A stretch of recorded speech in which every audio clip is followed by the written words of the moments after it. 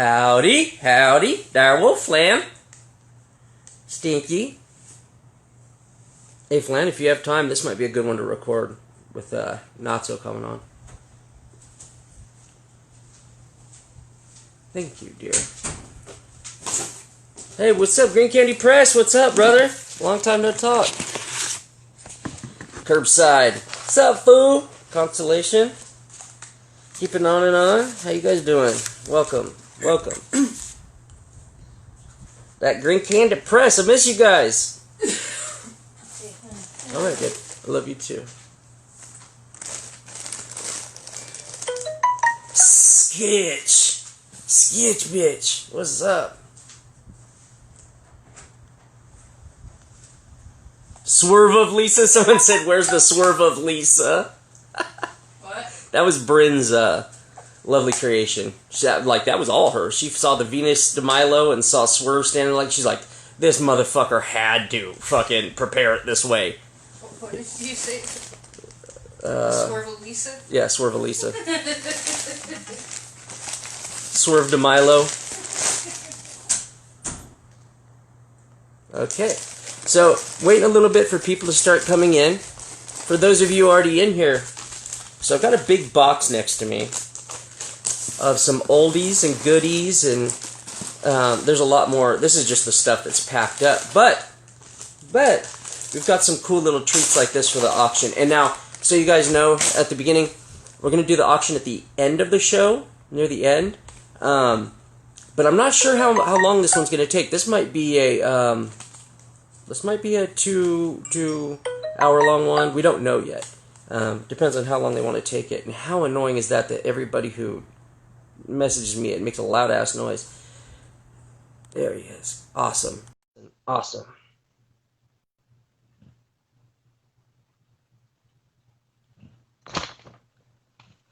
Beautiful, beautiful, beautiful. What's up, dude? How goes it? How you doing? I'm good.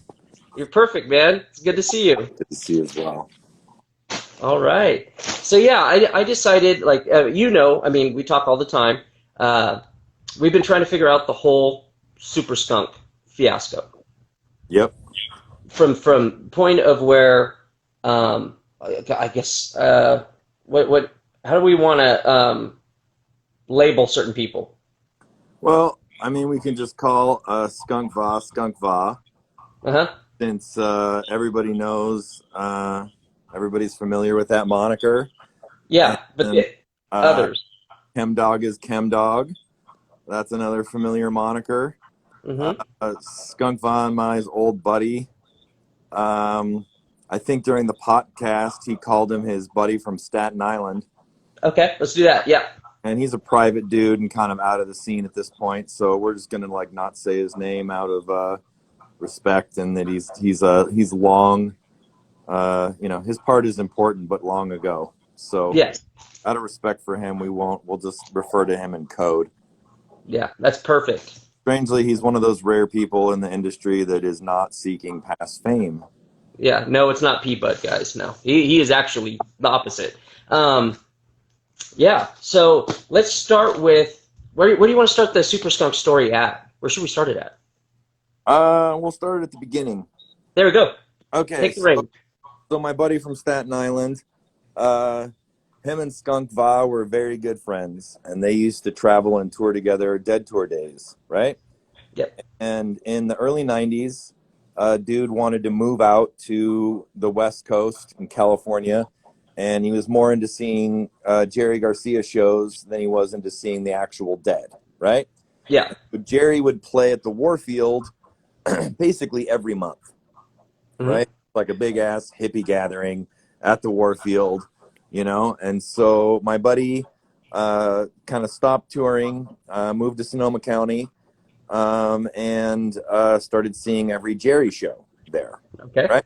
So obviously, Jerry shows are, they're like honey to deadheads. So a whole bunch they are. So a whole bunch of deadheads would always attend the shows at the Warfield, right? Correct. So Skunk Va being from Virginia, right? a lot of his old crew and mentors and various things like that were East Coast, right? Yeah. So one time, some of these guys came out and from the East Coast, and they were partying with all those guys at the Warfield. Okay. Okay. Um, so Skunk Va and I's mutual friend used to have this strain called the Francine. All right. And it Tell us was about Francine. A little offset, but tell us about Francine a little bit. Francine is a mystery indica that we didn't use the term at the time, but it was about as terpy gets. Yeah. Eventually, dude dropped it because, like a lot of Afghans, it had a horrific mold problem on it. Yeah. And as when you grow things that horrifically look beautiful and horrifically mold, at times it's very depressing harvest time. Oh, So that yeah. happened to you a few times with a cut. You can get PTSD and Yep. decide to drop it. Yeah. People get emotional about it. So What does she smell like? it was a really good combination of like that Afghan kind of acrid funk, Yeah. right? But with like a fruity aspect, but not like the tropical sativa kind of fruit. It just had like Yeah. a really deep like foot funk fruit kind of flavor to it, I Oh, think. wow. So anyway, so these dudes loved it, Yeah. right? And they loved it so much they were willing to trade this skunk that they had for it. Okay. Okay. So separately to all this story, and Skunk Vaz kind of talked about this extensively on his podcast, so I'll just briefly touch on it. But Sure. Chemdog wouldn't give out the dog, which is what we call it, to anyone, right? He held Yeah. it super tight. He didn't want anybody in his circle getting it. He didn't want to get cut off, or have Mhm. other people sell it. But when Homie moved to California, he agreed, look, I'll give it to you if you just don't ever share it with anybody back east, Yeah. right? Yeah. Don't want to compete markets. Totally makes sense. Markets don't share it. Yeah. So basically what happened is that Skunk Va arranged with his buddies to trade the Francine for the skunk, okay? Yeah. And dude decided to make a double trip where he would bring the Francine out to Virginia and he would trade it for the skunk, and then he would drive up to Massachusetts and he would get the chem dog that was promised to him, right? Dude, that's committed. That So is committed. in 1993, homie drove across a bunch of shady ass states with living plants. Uh, not very many and small, but still, Still. living Yeah. plants. If he got pulled over, he probably would have had to eat them, or Yeah. something. You got to go. Yeah. Yeah. And we have those state checkpoints. You got to That go through all terrible. kinds of. This was actually pre. To use a term we joke about, most of Yeah. like the Highway 80 drug checkpoints and stuff like that. Yeah. This was in '93, so they really hadn't gotten wise to that too much. Oh, good. If you took the middle route, you were pretty much safe for the most part. I mean, you could still get pulled over, Hmm. and he definitely looked like a hippie. I He bet. like he wasn't, Yeah. secret sauce or anything like that. He didn't look like a young Republican or anything. Yeah. Yeah. And so he drives out to Virginia and meets what we just learned actually recently ended up Yeah. being the dude's actual worker, because the dude had already kind of gone on the run for a bit and was Hmm. bobbing and weaving. And so he gets this super skunk cut. Okay. And I want to interject. As far as we know, the person we're referring to, not by name, the Staten Island guy, Yes. that, as far as we know, this is Skunk VA's mentor. So this is how close we can put Skunk VA to the beginning of this cut, as far as we know. The guy that agreed to do it is the mentor, but apparently the guy that actually did the trade is one of his workers. Exactly. But I asked, when all this confusion came up a few years ago, I asked Staten Island, do you remember the exchange well enough to be absolutely sure what did he call it? Because Yeah. if you fast forward to like when I became friends with these guys in the late 90s, it was always called Super Skunk, right? Yes. So Staten Island, he gets he told me that straight up, dude said, this is a super skunk cut. Okay. So he gets That's it, right? straightforward. Then Yeah. he trades, he gets it. Then he drives to Massachusetts, okay, and he meets up with ChemDog, and he gets the 91. We all call it the dog, but everybody on the internet calls it skunk va cut or 91 or whatever. So Yeah. but everybody back then, it was just the dog. A bunch of these dudes were organic growers, and so even though it was ChemDog, They didn't right? want to put Chem on it. Yeah. My buddy, they weren't super into calling it ChemDog because they grew fully organic. So so we just Makes sense. shortened it to dog. And amongst Yeah. all of us, long before it got famous or anything like that, that's just kind of the shorthand. I've been writing that on labels now for 2 decades, right? So Yeah. so he got an extra cut or two of this super skunk. Okay. Okay. And he gave one to ChemDog. Okay. Okay. So ChemDog got it basically by accident. Yeah, he got it by proxy, just He like. got it by accident, by proxy. He got it because homie decided to go to Virginia before Massachusetts. That's crazy. What a wild twist. Yeah. He could have reversed it and gone Massachusetts, Virginia, home. Yeah. But he went Virginia, Massachusetts, home. That's it. Changed a lot. That choice, in my opinion, I mean, we've talked about this a bunch or whatever, that Sure. ended up leading to a whole series of accidental events that became super important, right? Correct. Yeah. So, so then he drives back home, right? Yep. Now he's got Super Skunk and the dog, okay? Yes. And if you went to Warfield shows in San Francisco to see Jerry Band, you probably could have seen him slinging all that in front of the show every single month. Yeah. Right? Yeah. So Skunk Va took a different tact, and he could speak to this for himself, but he kept touring basically, right? Mm-hmm. So when Jerry died in August, this next week here, we call this the days between, because Jerry's birthday is on the 1st of August, and his death is in a week now or something like that. And so these So are it's like Easter for hippies. yeah, it's sort of like it's the Easter week or whatever. So Skunk Va decided to settle down after Jerry passes, right? Mm-hmm. And that's when he started growing. Mm-hmm. Because obviously to grow you have to be semi-stable. It's not really a nomadic lifestyle, right? So so those pictures that he's been posting of Polaroids and everything like that are after our buddy gave him the cut from his friends in Virginia, and he started growing it. Yes. Right? Yep. So that's basically how this cut from Virginia made its way to Sonoma County, the Bay, and Massachusetts. And see, and this is a great intro too to the ChemDog story as well, which we will cover in our podcast, which will eventually be here soon. So that's the start of the Super Skunk movie. I met I didn't know them then personally. I met a couple years after that, and my buddy he fell in love with the Mendo P. Yeah. And a couple other things or whatever, and so he ended up giving me the Super Skunk and the dog for safekeeping, and that's in the late 90s, and that's kind of how I got it. And you've had it, like not the Super Skunk, but the Chem 91, and it stayed with you ever since. Yep, I've had that since. I never lost it. No, unfortunately, the Super Skunk was lost, but we'll get to that.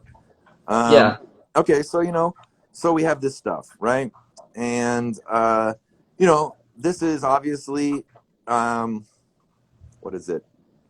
So late 90s, 2000, 2001, this whole little era right then. So you've got like the internet is in its like infancy essentially, right? Overgrow had just began in 98. Yeah, just started. Yeah. So there really wasn't any internet fame. Yeah. Right? All these things that have become super famous and like holy grails and all these people trying to figure out stuff, right? Most of the stories that I believe that I've heard about this stuff comes from that era. Yeah. Because that was when nobody gave a shit. Yeah. in the sense. So Correct. there was no reason to bull about any of it. There was no fame associated with it. There was no rep. There was no, I mean, it was literally like, there was like 4 people in California who had it. Yeah, exactly. There was me, Skunk Va, our buddy, and IC Collective, Yes, I see collective. Yes, right? that's right. Who was really close friends with Skunk Va, you know, Yeah, and Greg, and he ended up like moving in with Skunk Va, and that's how he got the cut. So there was literally like 4 of us. yeah. So not very big, and it's No. not like back then you had enormous rooms or anything like that, you know. Yeah, So there really wasn't very much of it even being produced. yeah. You're blowing it up with the 4-lighter, essentially. You're blowing it. Mostly 8 to 6. 12 lighters, Oh, okay. I So would you say. guys are slinging hard. Mostly 12 lighters or whatever, but Yeah. but yeah, and so just to keep it back on the Super Skunk tip, you know, obviously it's been quite a long time, but here's what I know for sure. It was I never ever heard it called anything but Super Skunk. Okay. Obviously we've had some debate amongst friends. Oh, sure. There's a whole different thing we can get into later about some different names and stuff, and Yeah. may or may not be the exact same thing through different crews or whatever. But as far as my little group goes, that's what it was always called, right? Okay. It was straight Super Skunk. And Yeah. so, buddy from Staten Island, okay, Mm-hmm. he would love, like, when we'd have trimmers over, you could pull side branches of that thing, and you could hold it up to the picture in the catalog of the 90 seed bank, right? Mm-hmm. And it was like a dead ringer. Yeah. You could find buds on the plants that like matched that look exactly. Yeah. It was very, very uniform. I witnessed him dozens of times over multiple crops, right? Like, just because he was just so cool, because it's like Yeah. it's exactly like the picture in the catalog, right? Yeah. And he could show you, hey, this really is Super Skunk you're buying. And so in a lot of ways, it was a sketchy plant. Yeah. That was the very beginning of the 215 era, right? But it wasn't really, 215 had like multiple eras, right? The first 5 or 6 Yeah. 215, like the comps, the courts, everything, it was still pretty much underground. Yeah. Yeah. You were still getting fucked. People hadn't grown to like, let's have a greenhouse outside my back door, Yeah. None of that. grilling. Indoor was still sketchy. It was still not the jam, Yeah. So, so the Super Skunk, the last 2 or 3 weeks, it literally, people joke about carbon filter killer, right? Yeah. It was the only strain I've ever grown that absolutely defeated every opportunity I ever had to win. I don't even know any other way to describe it. The amount of burn it would give me, like I would pull up with 2 weeks to go in front of my house in summer, and it would smell like a dead skunk in my driveway. Yeah, I know the feeling. Not with dead skunks, but in every direction. And so back then you're just like, oh my god, that is pretty nerve wracking. And so there was a point at which I had, obviously people know on this thing what scrubbers are. I had a CO2 scrubber with a fan scrubbing the room. Mm-hmm. I had a carbon filter. Sorry, not CO2. I had a carbon filter, right? Yeah. And so that's scrubbing the room. And then I had a carbon filter on the exhaust. And then I had one of those huge UV on air double, ozone generators. Yes. Even did the recommended 25 or 30 feet of tubing before it went out the building to make sure it had time to mix. Yeah. And it still smelled like I was slaughtering skunks in my backyard. I mean, that's kind of how it was, So it was trippy in that regard. And it was I don't know, it looked dense. Even when it looked dense, it still weighed light. Yeah. So it's those things where like you put a nug on there and you're like, oh, this is going to be impressive. And you're like, oh, No. It's hollow. How do Yeah. they make hollow weed? So it was like solid, but it was fluffy. It's like almost like ice cream or something that had a bunch of air whipped into it, you know? And um, and the weird thing about the terp is that it was super volatile in my opinion. Like Uh-huh. it didn't really stink until the last bit, and then it Hmm. stunk for about a month or 5 weeks after you cut it.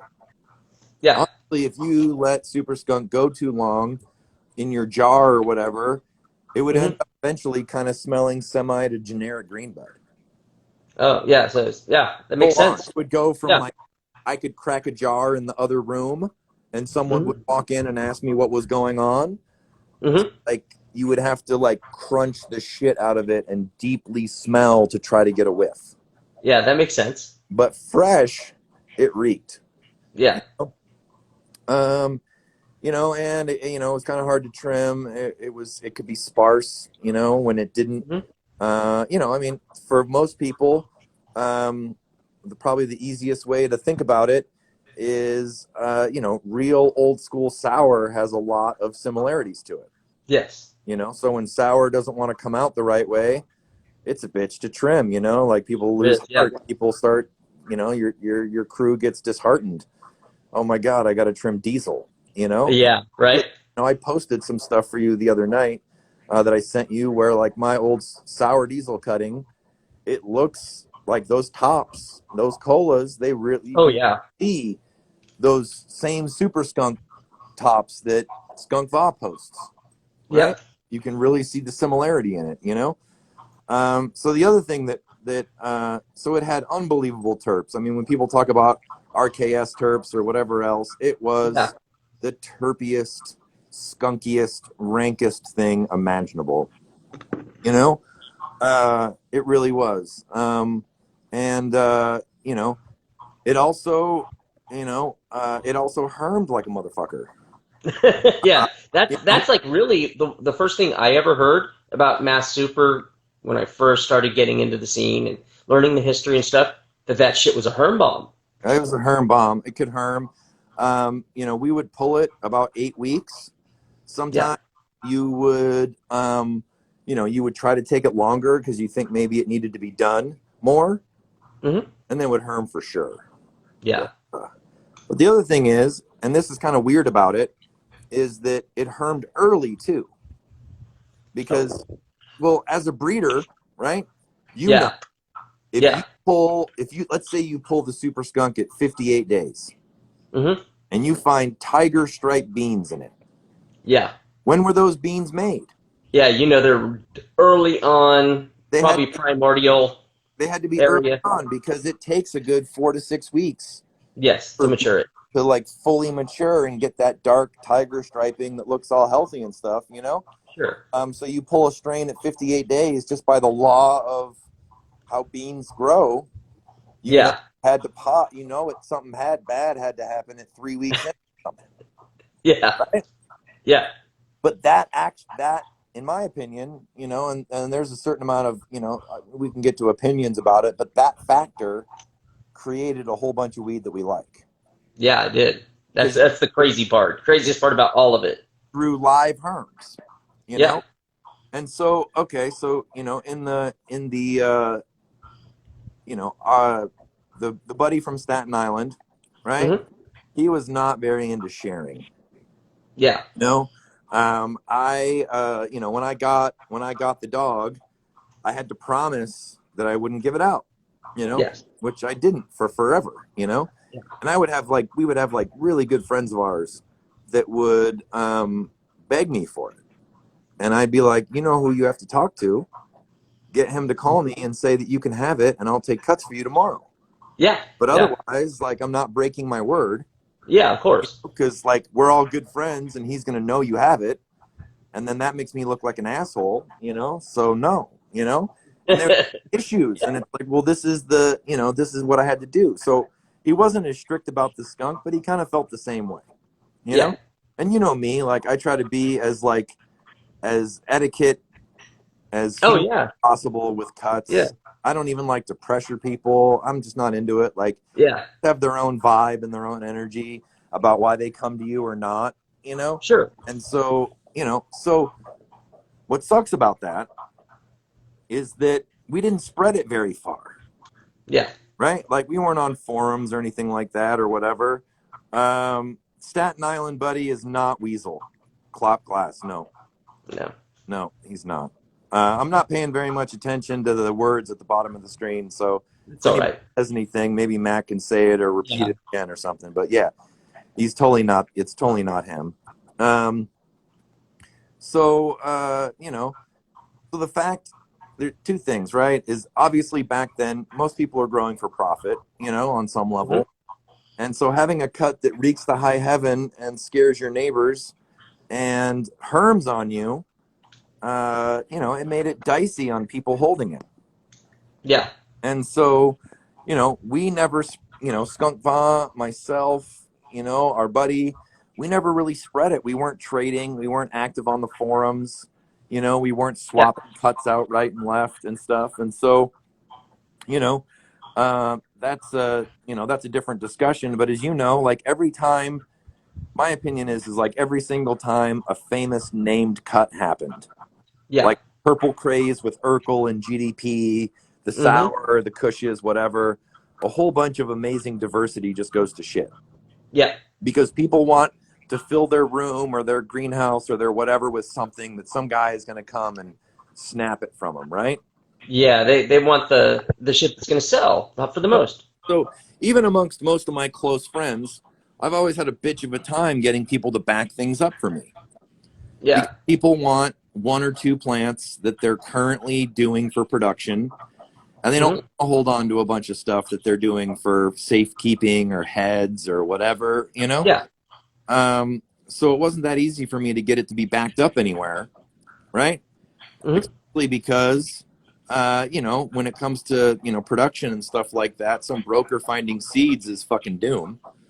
So like, hey, do you want to grow this thing that could potentially lightly or heavily seed your room? No, Not at all. not really. No, right? So,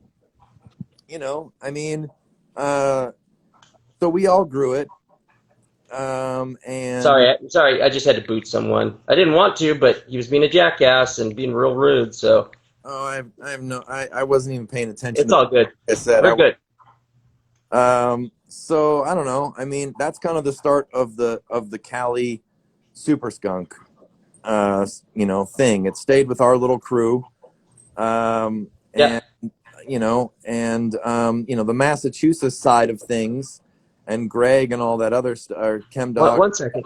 Masonic, I'm being real fucking serious. You're being fucking disrespectful as fucking. I'm gonna fuck you up if you keep it up. Knock it the fuck off. Have some respect. I've been real fucking cool to you. Okay, cool. So I don't know. I mean, so I don't know. I have no idea, like what happened with Chem Dog in Massachusetts. Who, when, how he shared what with. All that type of stuff. As far as the actual Super Skunk cut goes. Yeah. But it's one of those things where like, nobody wanted it until it became sort of this legendary famous thing. And then everybody started poking around trying to figure out who might have kept it, So Yeah. Staten Island and I, we had this thing where like two of our favorite strains were obviously the Super Skunk and the Chem Dog, right? Yeah. And the Super Skunk had the lime green and the frost. I mean, from the Chem Dog, from Dog isn't particularly gorgeous. It's not super frosty compared to modern strains. It's darker cut, It cannibalizes its own leaves. It doesn't even always taste great, Yeah. Sometimes it can taste amazing, and I love the flavor, but like I could grow it all year long and only 2 crops out of 5 be happy with its flavor at times. Yeah. And why exactly that is, I don't know. So we had this idea, and this is long before, there was no real American seed companies or anything like that, right? So we were doing a bunch of breeding, but we were doing a bunch of breeding that was literally for our taste buds. Like it was not for public consumption. At best, it was going to be grown by us and spread out. Yeah. we created this thing over time. Staten Island started it, and I came on and helped. And we did some work on it together that we eventually called the SuperDog, which is in the Canna Bible, the second one, I think. Yeah, And that was my first. That was my first experience with kind of uh, really finding a strain that I wanted to hunt. and Right there. even though I got along quite well with Jason, who wrote it, and I gave him a bunch of accurate information, a lot of that got twisted and turned into some of his entries about the dog and the chem dog and the super and all that type of stuff. So be that as it may, what we were trying to do was we were trying to combine the terps and the look of super skunk with the potency and some of the density and some of the niceness of the dog. Sure. And it was like and so and strangely, and this is another thing of why I think maybe it disappeared, as we talked about this recently too. I tend to believe that the skunk and the herm is related. Yes. Like I can't say for certain, but I think it might be a linked trait. And there's a lot of um, evidence for that. Yeah. And as there's very few traits that people breeding have more prejudice against than banana sacks with herm in them. Yeah. And so I think inadvertently people bred away from the skunk Yeah. without realizing it, because you breed some stuff, it's a hermy mess, it reeks, you're like, oh god, that's a hermy mess, I'm not going to breed towards that side. And Yes. the idea that you could have a linked trait where you have a very desirable trait and a not so desirable trait together, is The biggest breeder pain in the ass ever is a linked trait with undesirable traits. you're like, oh, all the potency comes in these low yielding ones that suck, all these Yeah. ones have huge donkey dicks and like have the structure is incredible, they're all bland, Yep. and so the problem is that you have a situation, it's kind of the same thing, like like I told you about with the Trinity, right, where the Trinity Yeah. didn't spread very far. And so when we lost it and I kept trying to get it back, people would give me fakes. Yeah. And they give me fakes not because they were dicks most of the time, but because they never had it back in the day. So when they got it from someone, they had no way of knowing that it wasn't it. Yeah. Of Right? course. Yeah. And so then I would have to be the bearer of bad news, and be like, no, this isn't it. Yeah. And people hate the bearer of bad news. And that's kind of what's happened with this super skunk, right? Is that Yeah. there's obviously this desire in the community to have these roadkill terps come back, right? Yeah. Everyone who finds super skunk has a current seed company and is making seeds to sold to the public. No one ever shows up to events with a couple jars of fresh skunk and lets the proof be in the pudding. Yeah. Right. They get the cut, they advertise the cut, here's the cut, we're breeding with the cut, buy my seeds, find the amazing terps in the cut, right? Or they get tinks.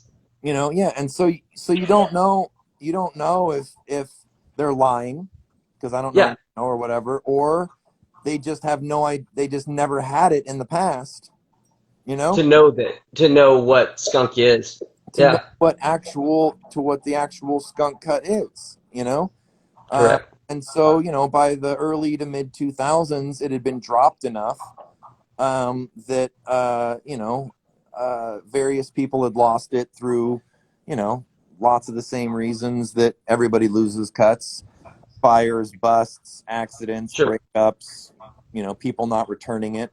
I had it backed up with a couple people. They refused to give it back to me at one point, and then lost it in the future. And I had some stuff happen, and I lost it. And we've been hunting it ever since. And Sure. I mean, we're both obviously friends with Skunk Va.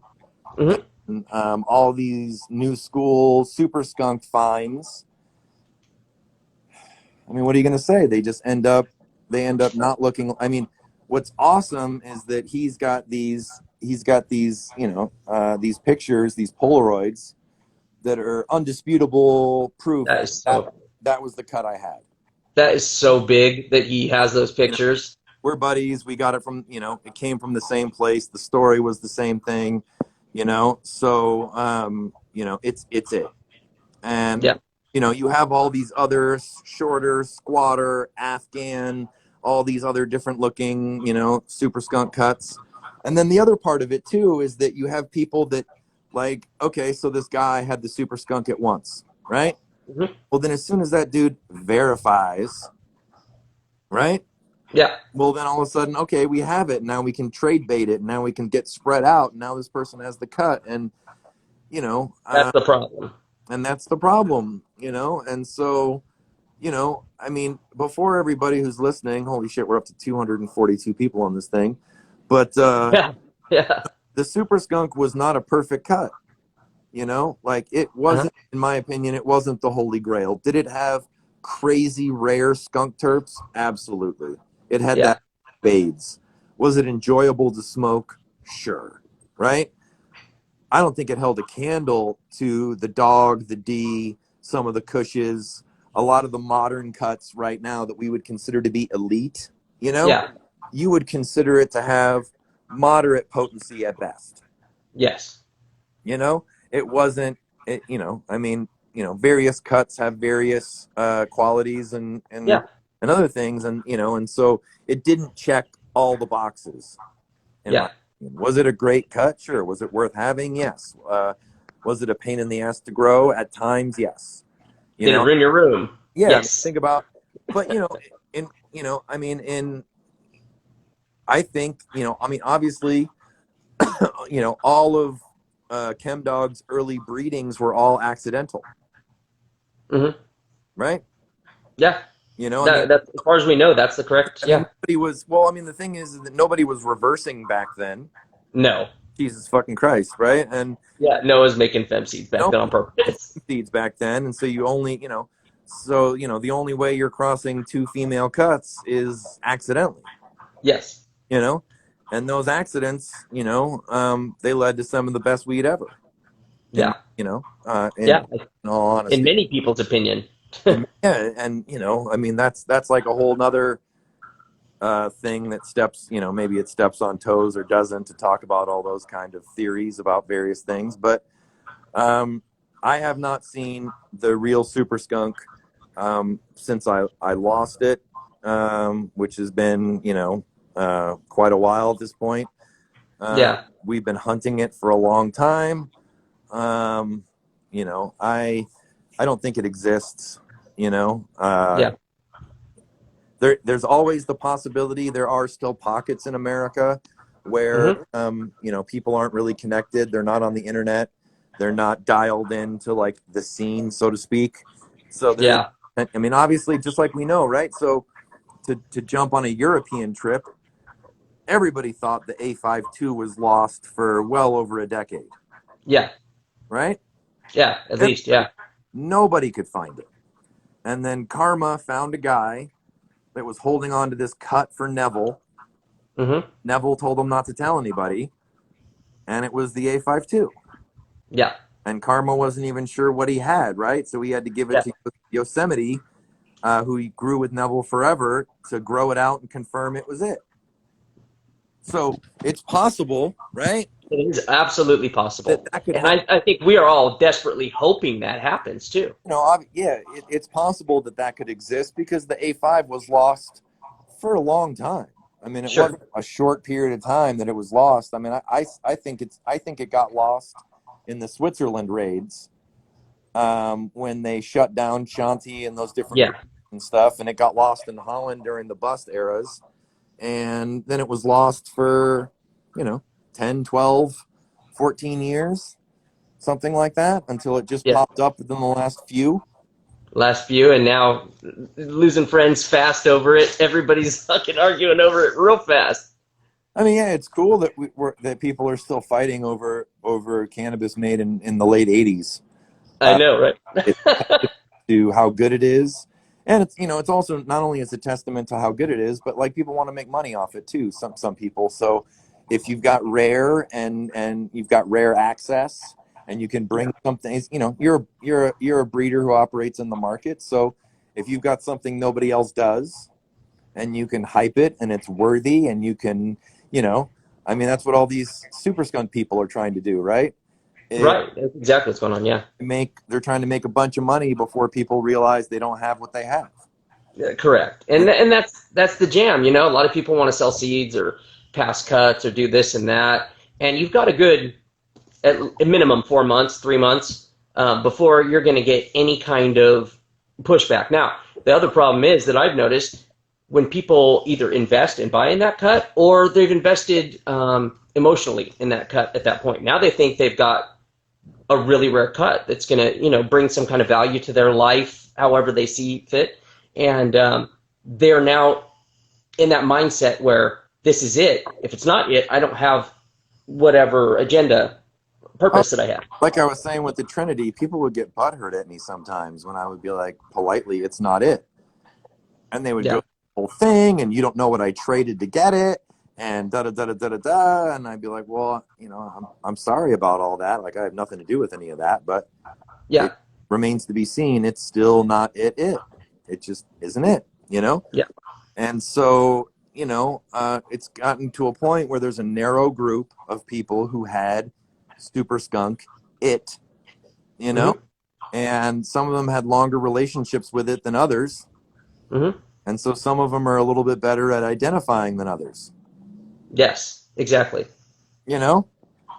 Without naming names or stepping on toes or doing anything like that, and we've had issues in the past in the community with people that, are, well thought of or respected that verify. Yes. Then once it's verified, right? Well, that's all she wrote. That's it. It's verified. And then, I'd hit up, Skunk Va or something, and I'll be like, what about that verified cut? And he's like, it's not verified. It absolutely isn't it. I don't know if they ever had it, if they think that's it. Yes. Right? And so, like, if he hits me up and he tells me, I think I found it, I'm going to get excited. Yeah, absolutely. Because I tend to think him above everyone else is going to know that cut really, really intimately, being that it came from his mentor and he worked with it for so long. I mean, the fact remains is that him, our buddy, and myself, we cropped it quite a bit for a year. So you do that, you do crop after crop after crop for that a bit. You run anything for a number of years as your main squeeze. You learn a lot about it. Absolutely. When my buddy and I were, that's the thing too, and we've talked about this before, is that since we bred with it a bunch, I got to see, that's one of the things that I really respect about, say like CSI or Archive, who I see on here, where there's only so many breeders out there right now that actually test their own gear. Right? Sure. So if you don't test your own gear, you don't really know what traits your clones pass. Yeah, you're never going to see it firsthand. You don't see how they breed. Do they breed clean? Do they breed a mess? Do they throw consistent phenotypes? Do they, growing a bunch of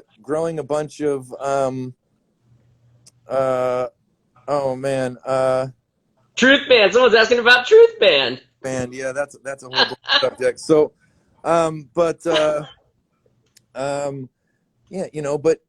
so we grew, buddy from Staten Island and myself, we grew out hundreds of, dog and skunk and other various skunk hybrids, and we saw what it passed. Mm-hmm. You see what it throws out, and so a lot of the various like semi-proven, semi-unproven theories I have about certain things we've talked about a bunch are just on my observation of like not very many people like had both parents. Yeah. Skunk Va, my buddy, myself, we're like literally in like a handful of people that probably had both. Yeah. And we're familiar with both. Yes. And all that. And so, the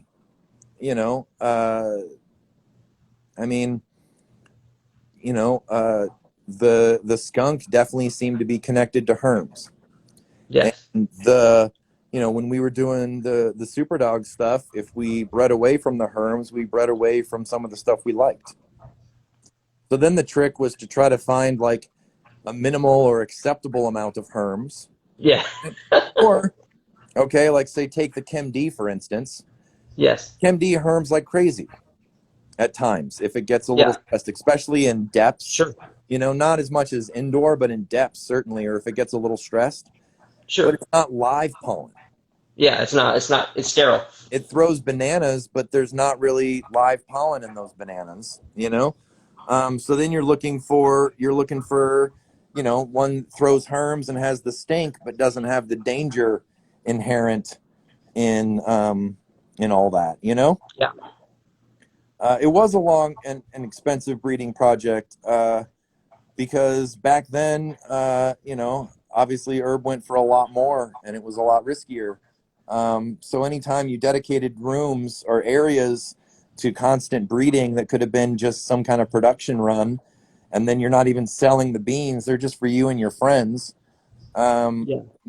But we always had dual stuff. Like we always had this goal of trying to improve the gene pool a little bit, and create more weed that we liked. And so now it's like most people's breeding is like take two famous things that people want, mash them together, and then sell the name. Yeah. Right? Where it's like Spell the name. we were like, okay, like we like the skunk smell and we like the color and we like the quickness and all that. Can we marry that to the dog's potency and feeling and warm happy buzz and all that? Is there some hybrid that we can create that marries those two things together? Sure. Right? And so that's obviously the classic way to breed is you look at two different things and you're like, I want traits from this and traits from this to end up in its progeny. Yeah. Right? And so that's really the gig. So, sadly, it seems like a bunch of the stuff that got passed around in Massachusetts quite a bit more. Mm-hmm. But it seems like from what we've been able to determine that maybe the actual cut itself wasn't passed around nearly as much as people think. Maybe in one, maybe bag seed, maybe something different got passed out and it got called Super Skunk and it was from said dude. Mm-hmm. So of course it's it, and then you're off to the races, and then that thing gets spread around, and then the more, we talked about this before too, but like, Rez calling his fucking line sour diesel sucks. Yes. Because anytime It fucked everything up. a named cut and then makes a fucking line out of it, finding the actual named cut once there's a whole bunch of other stuff out there that has the same name is problematic. Yeah, and it became damn near impossible in some cases with that. And so I mean, I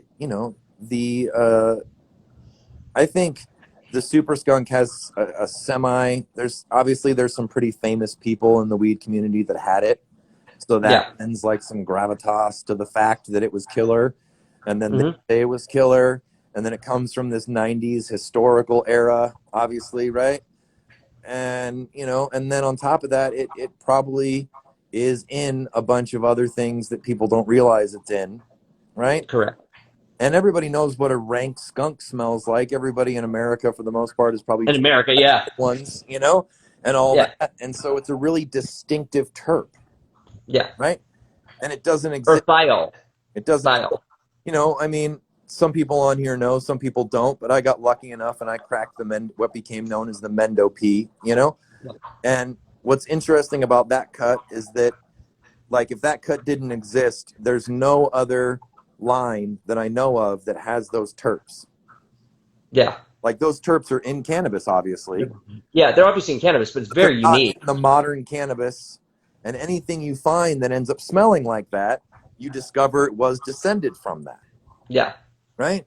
And so, the skunk nose, in my opinion, really only pops out here and there in its descendants on occasion. Yes. That's the Mendo Perps. Yes, Mendo Purple, indeed. So, you know, and so it just doesn't even nobody's found it. Nobody's made the terps. Nobody's found the terps. Nobody's been able to produce seed lines or cuttings anytime, because if they did, it would be announced. They would be at conventions or, you know, Emerald Cup or whatever with jars, and they would be, you know, it's a lost terp that people want back.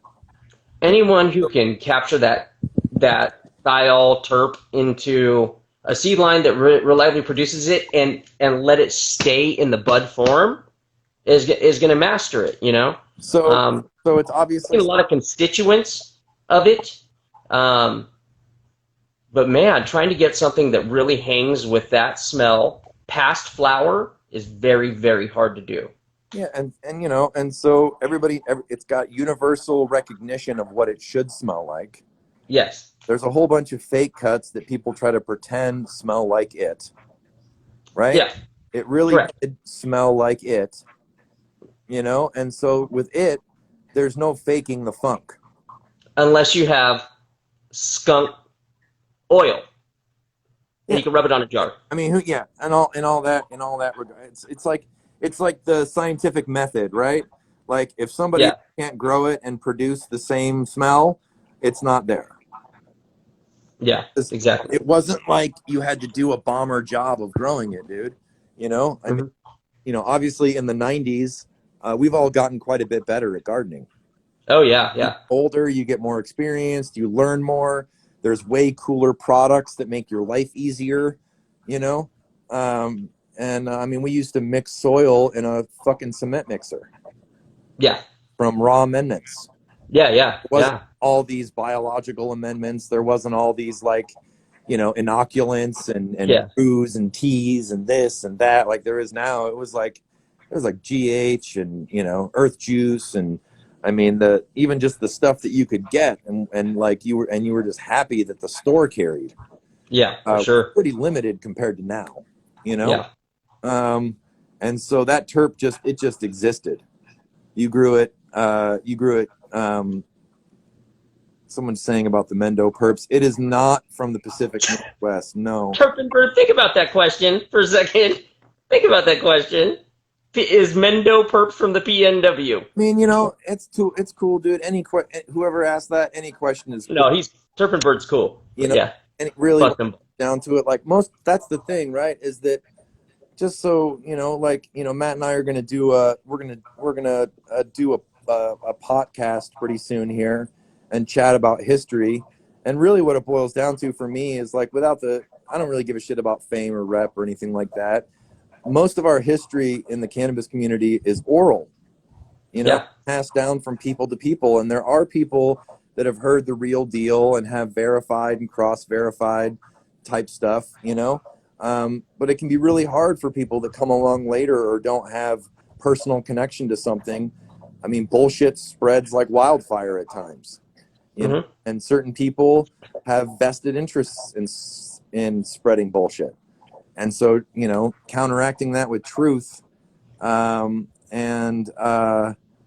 know, so, but yeah, you know, it really is. It was an underground illegal venture, and lots of little individual groups, you know, like passing on knowledge to each other, you know, and it just so happens that, you know, like the Grateful Dead, and the kids that followed the Grateful Dead, that was probably like the greatest open air weed market in American history at a certain point. Oh yeah. And Yeah. a bunch of them, after Jerry died, started growing weed because it kept the lifestyle going.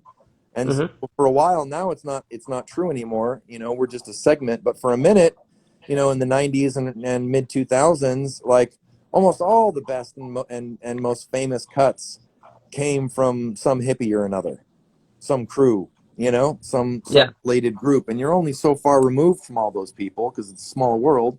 So, you know, you know, most of this stuff, I just got lucky in the sense that, you know, I mean, you have no idea what's going to be famous or not. All this, no, you don't. We're doing, like, you know, the dog didn't get famous until Skunk Va decided to get on forums and start chatting about it. Sure. Nobody knew who, except for on the East, nobody knew who ChemDog was. Nobody knew who P-Bud was. Nobody knew any of these people's names or what they were involved with or anything else, Sure. And, so it's like, all this stuff kind of happens after the fact, when All right. you're just kids for the We're most. closing down on this first episode. I don't know how much time you have, and I don't want to take. I know you got a busy guy with all your family, but if you want, we could start reinitiate it. Can continue again for a minute. Yeah, my family is grocery shopping right now, so I don't Okay, perfect time. have kids. All right. Well, I'm going to end it. I'll restart the live feed, and then we'll continue on to kind of like what we're seeing with Jeezel and stuff like that. Word. All right. See you in a few.